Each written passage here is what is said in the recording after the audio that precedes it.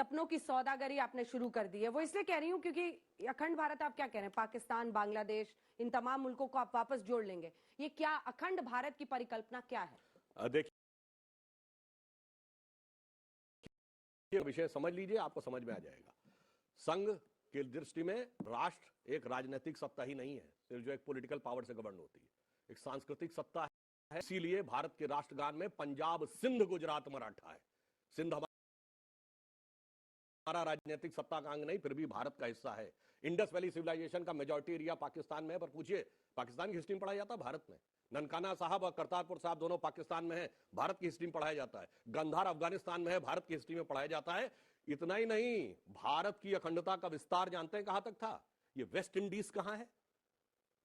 America के पास। वहां के मूल निवासियों कहा जाता है इंडियन, रेड इंडियन। इंडिया वहां तक था। और इंडोनेशिया का अर्थ जानते क्या है? ग्रीक में नीजिया का अर्थ होता है द्वीप। इंडोनेशिया मतलब भारतीय द्वीप। ये तो था हमारा ज्योग्राफी में विस्तार। और टाइम में क्या था? अभी हमने हिंदू नववर्ष मनाया था ना, तो किसी का तो 2100 कुछ पूरा हुआ 2022। हमारा ब्रह्म संवत 1,97,40,29,124 1.97 बिलियन ईयर्स का स्पेस में अखंडता है। तो टाइम और स्पेस में जो विराटता है, इसे समझिए। अब ये चेतना जग रही है तो हमें बहुत कुछ लड़ने की जरूरत उतनी नहीं पड़ेगी जितनी चेतना स्वतः साकार होते हुए आ जाएगी। और ये मैं एग्जांपल देता हूं, मैं एग्जांपल दे रहा हूं। जिस दिन बलूचिस्तान की बात 15 अगस्त 2016 को प्रधानमंत्री जी ने की, मैं अंग्रेजी चैनल पे था, तो एक बलूच नेता, अहमद मुफ्ती खान नाम था, वो वॉशिंगटन डीसी से जुड़े थे। तो उन्होंने क्या बोला? हम बलूच हैं, हम पाकिस्तानी नहीं हैं। तो पाकिस्तान वाले ने कहा कि पाकिस्तानी नहीं है तो क्या तू हिंदुस्तानी है? इंग्लिश चैनल में हिंदी में बोला। तो जानते हो क्या बोले? हां, हम हिंदुस्तानी, हम पाकिस्तानी नहीं हैं, हम बलूच हैं और हम हिंगलाज माता की संतान हैं। अब इसके बाद उसने जानते क्या बोला? पाकिस्तान वाले ने, जनरल शफकत सईद थे पाकिस्तान वाले तरफ से, चेक कर लीजिएगा जाके यूट्यूब पे। क्या कहता है? अब अबे तबे पे आ गया। कहता अबे हिंगलाज माता क्यों कह रहा, भारत माता क्यों नहीं कह देता? और समझियो बलूच नेता कहता हां हम कहते हैं, हम बलूच हैं, हम पाकिस्तानी नहीं हैं, हम हिंगलाज माता की संतान हैं और भारत माता की जय। अब बताइए देश कैसे कनेक्ट होता है?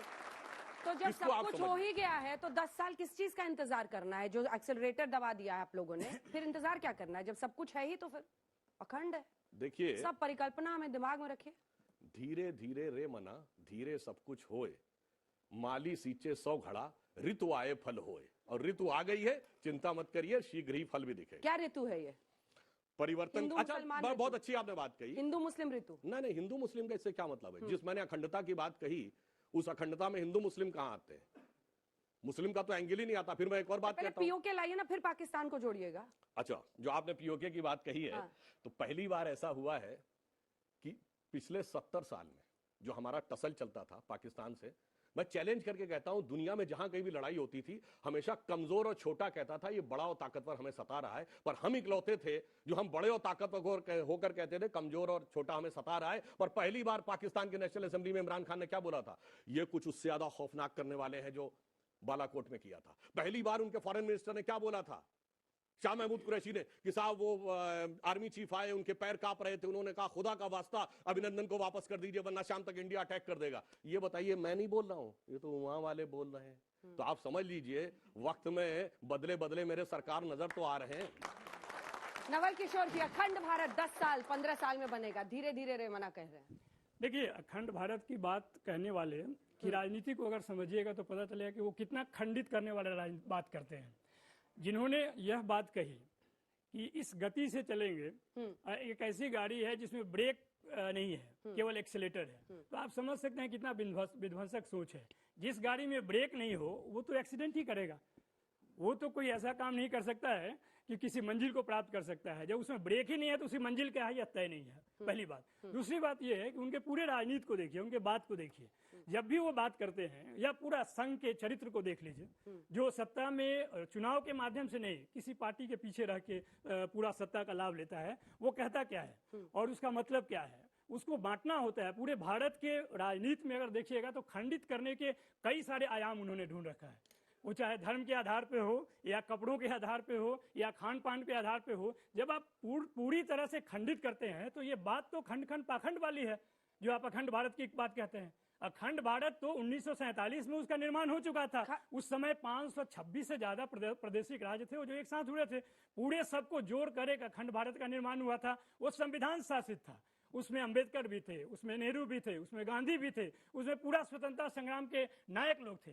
उनके खिलाफ में अगर आप ये बात कहते हैं तो उनके खिलाफ में है। आपका ये कौन सा सपना है? ये कौन सा सपना है जो कि जो देश एक संविधान के रास्ते पे चल रहा है, एक गति पे चल रहा है, उसको आप कहते हैं कि इस गति से चलेगा कि जो सामने आएगा वो या तो हटे नहीं तो मर जाएगा, मिट खंड जाएगा। खंड पाखंड आप इंडिया को कर रहे हैं तो फिर बाहर क्या जोड़ेंगे देशों को? रोज जितने भी वैचारिक विमर्श होते हैं, रोज गांधी की बात लोग लाते हैं। अब मैं वहीं से शुरुआत करना चाहता हूं।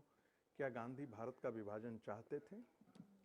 महर्षि अरविंद ने क्या कहा था? महर्षि अरविंद ने कहा था कि भारत का विभाजन कृत्रिम है और एक दिन आएगा जब भारत के जो टुकड़े विभाजित हो गए हैं, भारतवर्ष का पुनः हिस्सा बनेंगे।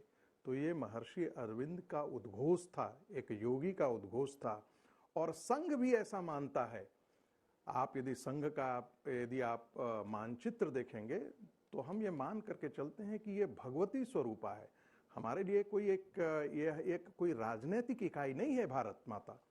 आपके लिए या किसी अन्य के लिए हो सकता है कि ये जमीन का टुकड़ा होगा, ये जो हमारे लिए जमीन का टुकड़ा नहीं है, ये भगवती स्वरूप है। इसीलिए हम उसके लिए इतने पैशनेट होते हैं। यह इसको इसीलिए कहा जाता है ये देवताओं के द्वारा निर्मित प्रदेश है। ये हम नहीं कहते हैं, ये पुराणों में इसका जिक्र है। जब संघ कहता है कि ये अखंड होगा, जब उसका वो जिक्र कर रहे थे कि ये ऐसी गाड़ी है, उन्होंने कहा गाड़ी नहीं, ये रफ्तार, एक ऐसी पटरी पर चल पड़ा है जिसे अब कोई रोक नहीं सकता है। लेकिन साथ में एक बिना बात, ब्रेक वाली गाड़ी टकरा जाती है, क्या गलत है? 10 सेकंड मेरी बात तो कह लेने दीजिए अपनी बात। उन्होंने क्या कहा?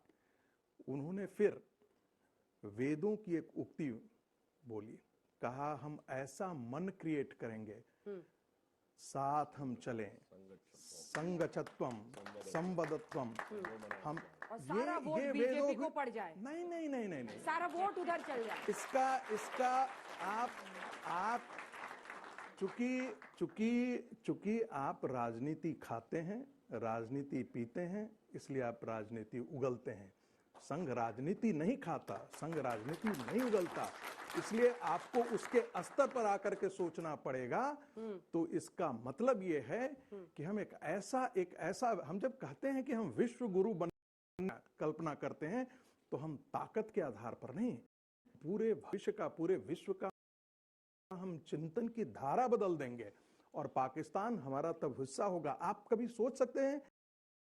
मैं पाक ऑक्युपाइड कश्मीर के एक बहुत बड़े लेखक का कल लंदन टाइम्स में लंदन के एक अखबार में उनका पढ़ रहा था।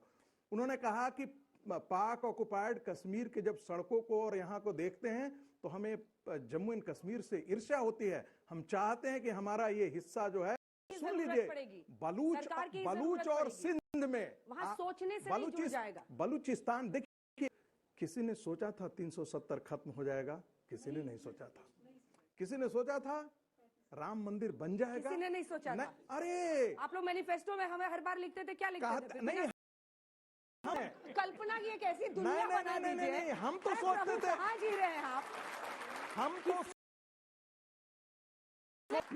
हम तो सोचते थे, आपने नहीं सोचा था। संघ ने नहीं सोचा। आप रोज कहते थे, आप इन लोगों के साथ मिलकर के कहते थे, अच्छा तारीख बता दीजिए सुधांशु जी, और सुधांशु जी को रोज पिन करते थे आप, जरा तारीख बता दीजिए। आप रोज मैनिफेस्टो में लिख रहे हैं 1971 के पश्चात, मैं तो कहता हूं भारत विभाजन के पश्चात 370 का खत्म करना एक बहुत बड़ा निर्णय है। ऐसा निर्णय इस देश में किसी ने सोचा नहीं था ऐसा संभव हो पाएगा। तो वो दिन भी आएगा जब भारत अखंड भी होगा और तब हम और आप जो है यहीं बैठ करके बिना वीजा के जाएंगे। अरे बिना वीजा की जरूरत नहीं पड़ेगी, वीजा की जरूरत नहीं पड़ेगी, वीजा की जरूरत नहीं पड़ेगी। बहुत ये निर्णय बस साथ ऐसे चले कई चीजों का निर्णय समय करता है। ठीक है प्रभु। पिछले 8 साल से हमारे देश में भाजपा की सरकार है, संघ की सरकार है, और 8 साल के अंदर पूरे मुल्क में संघ, आरएसएस का एक संगठन आप मान लीजिए, बीजेपी की सरकार है। और पिछले 8 सालों में हिंदुस्तान के हर स्टेट में जिस तरीके से दलितों को कुचला गया, पिछड़ों को कुचला गया, कत्लेआम किया गया, उनके हकों को छीना गया, कहने को तो आरक्षण उनको 27% है पिछड़ों को। एक जज बता दीजिए सुप्रीम कोर्ट में, किसी हाई कोर्ट में बता दीजिए कोई जज अगर ओबीसी का बैठा हो। आप बताइए ब्यूरोक्रेसी में कितने चीफ सेक्रेटरी जहां भाजपा की सरकारें हैं जगह जगह स्टेट में, क्या चीफ मिनिस्टर एक भी एससी है? एक छोटी सी क्या टिप्पणी चीफ करूं? मिनिस्टर नहीं, अभी कितनी से जो सुन लीजिए आप रागी जी, हाँ। चीफ मिनिस्टर के बाद आइए चीफ मुख्यमंत्री सेक्रेटरी, का नाम लिख जो रहे हैं सबसे सुधांशु जी। पावरफुल जगह कम तो पोस्ट नहीं होती पड़ है। रहा। क्या चीफ सेक्रेटरी ये बना सकते हैं? डीजीपी बना सकते हैं? होम सेक्रेटरी बना सकते हैं? मुख्यमंत्री का सेक्रेटरी बना सकते हैं? कुछ नहीं बना सकते। दलित बड़ी तादाद में देश में रहते हैं, माइनॉरिटी के लोग भी रहते हैं, ओबीसी के रहते हैं। ओबीसी 56% है, दलित उससे कम है, माइनॉरिटी उससे कम है।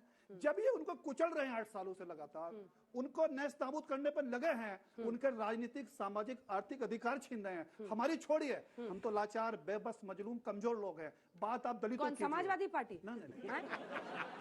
हम तो जो दलित शोषित और जो पिछड़े ओबीसी हैं, लेकिन जो इस देश का दबा कुचला इंसान है, वो जहां भाजपा शासित सरकारें हैं। आप मुसलमानों की बात नहीं कर रहे, इतना कर रहे हैं, नहीं, लेकिन कह नहीं, रहे हैं डर लगता है क्या बीजेपी के बगल सुन बोलने लीजिए, में नहीं सुन लीजिए, कि दूसरी तरफ समाजवादी ध्रुवीकरण हो सुन जाएगा? लीजिए, समाजवादी अच्छा, पार्टी, अच्छा हम लोग, सुन आपका लीजिए, ये मतलब था। समाजवादी पार्टी हमेशा दलितों, पिछड़ों, हाँ, नौजवानों, किसानों, महिलाओं और अकलियत मैंने जोड़ दिया, उनकी बात करती है। जोड़ दिया, थैंक यू। आपने सुना नहीं, आप जब रिकॉर्डिंग आप देखेंगे तो जब आप देखेंगे ठीक ठीक ठीक। तो पिछले 8 सालों में मोहन भागवत जी, नरेंद्र मोदी जी दलितों को, पिछड़ों को, शोषितों को उनका एक अधिकार नहीं दिला पाए, और दलितों के अधिकारों में कटौती करते हैं तो पूरे देश का दलित सड़कों पर निकल आता है। फिर एक साजिश के तहत उन पर जब हमले करवाए जाते हैं और दलितों को जेल भेज दिया जाता है, दलित फिर आंदोलन करते हैं, फिर बड़े दबाव में है, वोट बैंक के लालच के तहत वो जो है अध्यादेश वापस लेते हैं। यही किसानों के साथ होता है कि ये जानबूझकर 3 कृषि बिल कानून लाते हैं जो किसानों के खिलाफ है। किसानों ने नहीं कहा था कि अभी बिल लाइए, किसान धरने पर बैठे, 13 महीने बैठे, 700 किसानों ने शहादत दी, देश के प्रधानमंत्री एक शब्द नहीं बोले, जबकि हम चाहते थे कि 700 किसानों जिनकी शहादत हुई है उनको शहीद का दर्जा मिले और एक भारी राशि 1 करोड़ के हिसाब से उनको मिले। ये तो पिछड़ों के, दलितों के, किसानों के, आदिवासियों के विरोधी हैं। अगर ये हमदर्द हैं भाजपा आरएसएस के लोग, तो ये ओबीसी के लोगों को सीएम बनाए, उत्तर प्रदेश से बनाए, हिमाचल प्रदेश से बनाए, ये अपना गोवा में बनाए, नहीं बना सकते, चीफ सेक्रेटरी बना अंजना सकते। जी, पूरी तरीके से अभी सुधांशु जी आपको लिस्ट गिनाएंगे। और वंचित चीफ समाज के मिनिस्टर विरोधी से शुरू हैं। करते हैं और सर। समाजवादी पार्टी हमेशा एक चीफ दलितों, मिनिस्टर पिछड़ों, बीजेपी शोषितों को का। साथ लेकर चलती है, और समाजवादी पार्टी ने आप चारों सरकारों को उठाकर ठीक है, पिछड़ों में से सबसे पूछे। ज्यादा लंबी लिस्ट लिख ली है सर उन्होंने, सुनिए तो लिस्ट समाजवादी पार्टी की सरकारें मिले,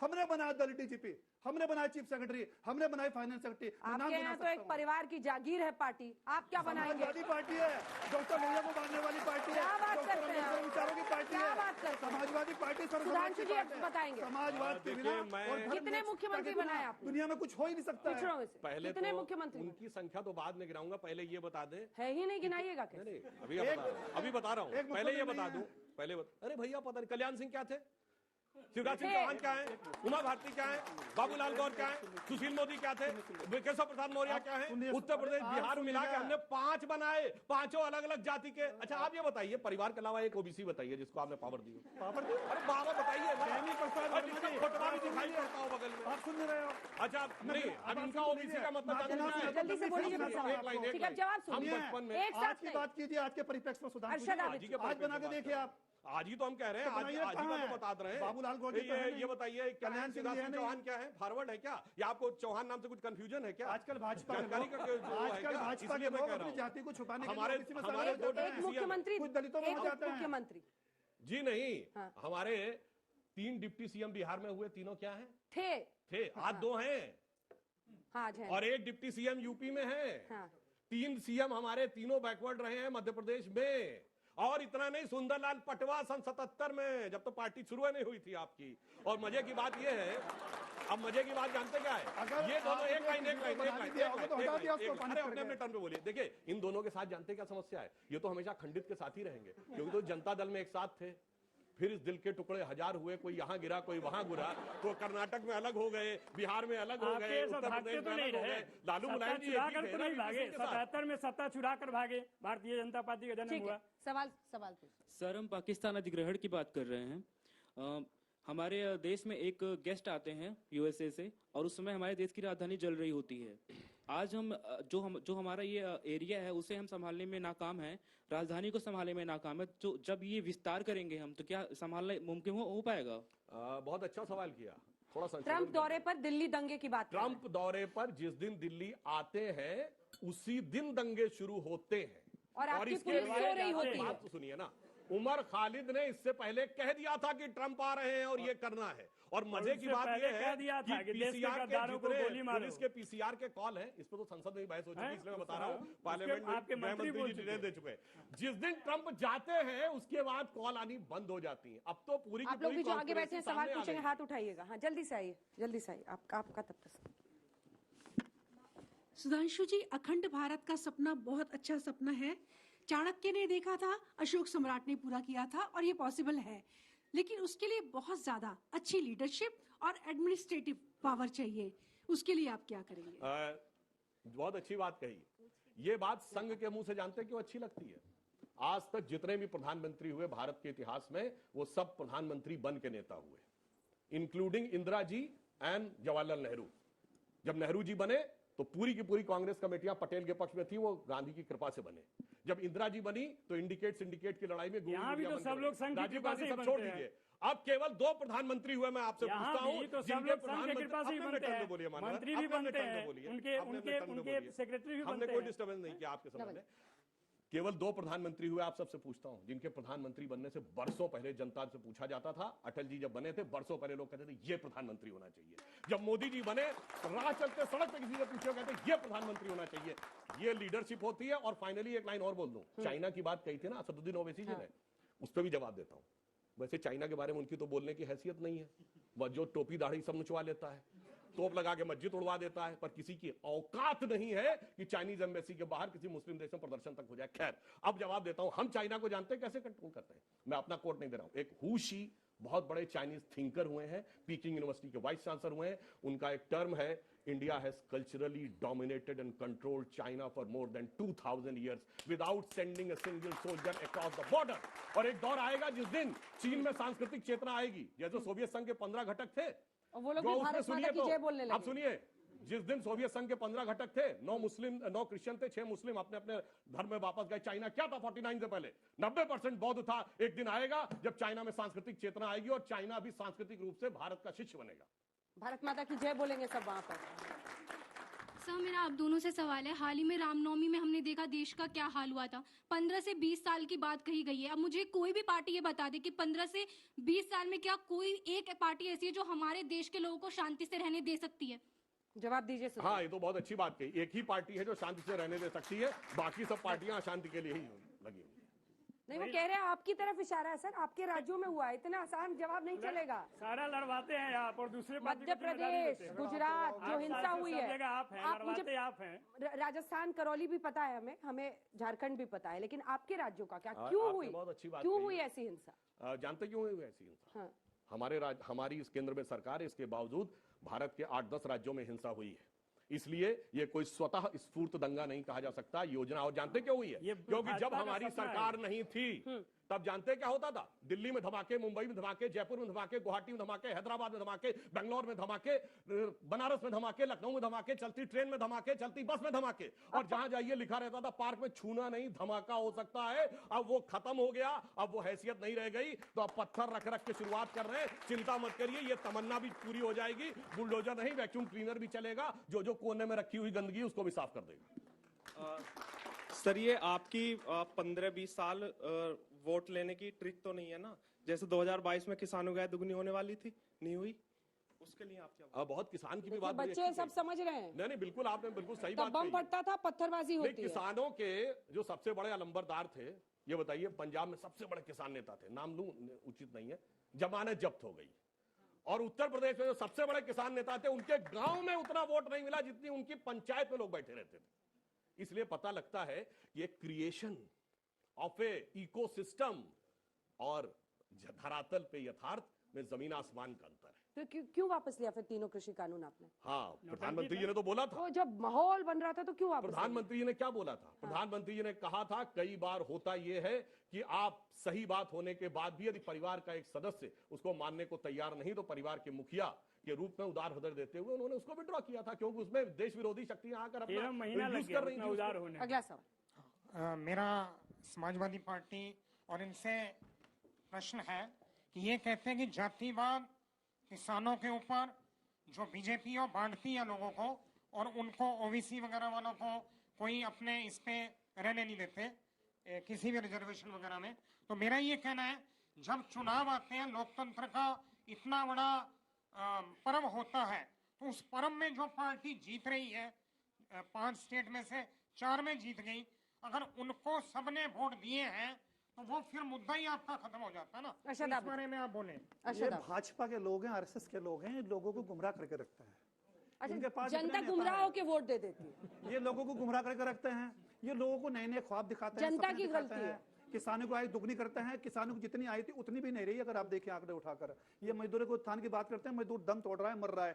आजादी के बाद जब से भाजपा की सरकार इस देश में आई, सबसे ज्यादा किसानों ने आत्महत्या की है। गुजरात में सबसे ज्यादा की है, मध्य प्रदेश में उसके बाद की है, और में और जो गोवा में वहां भी किसानों ने आत्महत्या की है। तो किसानों की तो ये बात ही नहीं करते, मजदूरों की बात ही नहीं करते। करेंगे जब चुनाव आएगा उस तब बात करेंगे ये। लेकिन जितना उत्पीड़न किसानों को ये करते हैं, नौजवानों को ये करते हैं, ये वो सरकार है। तो आप रिपीट कर रहे हैं अपनी पुरानी बात को। बनाने में कामयाब हो गए। उनका जवाब पहली लाइन में दे दिया, जनता की गलती। नहीं, मैंने ये नहीं कहा, मैंने ये नहीं कहा, मैंने ये नहीं कहा। पहली लाइन यही, मैंने ये कहा कि ये जनता को गुमराह करके रखते हैं, गुमराह कर देते हैं और ये जनता को दूसरी तरफ का आईना दिखाते हैं। जाके कमल पे बटन दबा देती है, गुमराह देख सके। ये कहते हैं कि ये ठीक है, तो जनता इनके बहकावे में आ जाती है।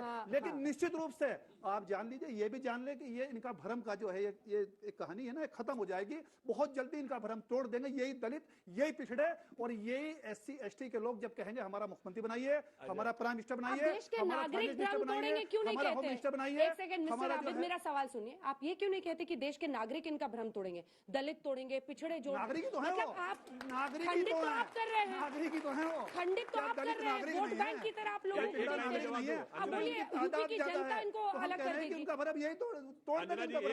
कौन तोड़ देगा? निश्चित रूप जनता, दलित, जनता अब ठीक होगा, सब तोड़ देंगे। एक लाइन बोल दो, पूरी तरह की पार्टी हारेगी। अंजना जी एक लाइन बोल दो, एक लाइन जल्दी से। उत्तर प्रदेश का पहला दलित मुख्यमंत्री किसने बनाया था? मायावती जी को हमने और आप जान लेने पे तुले हुए। मायावती ने कहा था कि मेरी जान चली जाती है, आप लोगों ने दलित समाज को ये लगा, समाजवादी पार्टी की सरकार में मायावती का बयान क्या है? समाजवादी पार्टी की सरकार में तक कभी नहीं मिला। गुंडागर्दी वाली सरकार, इसलिए हमारा वोट भाजपा को चला गया। दलित समाज को हमने बनाया, जवाब मिल गया, क्योंकि इन्हें उस गठबंधन को तोड़ना था, इसलिए साजिश के तहत इन लोगों ने। सर सवाल जनता का नहीं सुनते, इसीलिए ऐसा हाल होता है। सुनिए सवाल। सुधांशु सर, हमारा आपसे एक सवाल है। अखंड भारत का सपना देखना बहुत अच्छी बात है। क्या ये 2024 के इलेक्शन के लिए एक मैनिफेस्टो जो RSS के तरफ से बुलवाया जा रहा है? दूसरा चीज, यदि अखंड भारत का हम सपना देख रहे हैं तो बंगाल में इतने हिंसा हो रहे हैं रिपीटेडली, आप उसके लिए क्या कर रही है आपकी गवर्नमेंट? देखिए मैनिफेस्टो में इस बार लिखेंगे क्या नीचे अखंड भारत इन 10 years? मैं एक विषय कह दूं, अखंड भारत मान्यवर सपना नहीं संकल्प है। और अखंड भारत की जो आप बात कहते हैं, ये कोई 60-70 वर्ष का नहीं, मैंने आपको बताया 1.97 बिलियन ईयर्स की हमारी सोच है, हजारों सालों की सोच है। We are the only surviving civilizational nation of the ancient world. दुनिया के प्रागैतिहासिक एकमात्र राष्ट्र है, इसलिए उस सोच को उस रूप में देखने की बात। और जहां तक आपने बंगाल की बात कही, दुखद है, दुर्दांत है, मगर मुझे इस बात पे बहुत दुख होता है कि अगर इनकी पार्टी का नेता कहता लड़कों से गलती हो जाती है और वहां मुख्यमंत्री कहती है कि 14 साल की बच्ची के साथ अफेयर था या वो गर्भवती थी, इस पे राजनीति की जा रही है, रेप कह के। जो जितनी महिला एक्टिविस्ट, लेफ्ट, लिबरल, सेकुलरिस्ट सब शांत रहते हैं, ये अपने आप में उनकी चुप्पी बहरा कर देने वाली चुप्पी है लोकतंत्र के।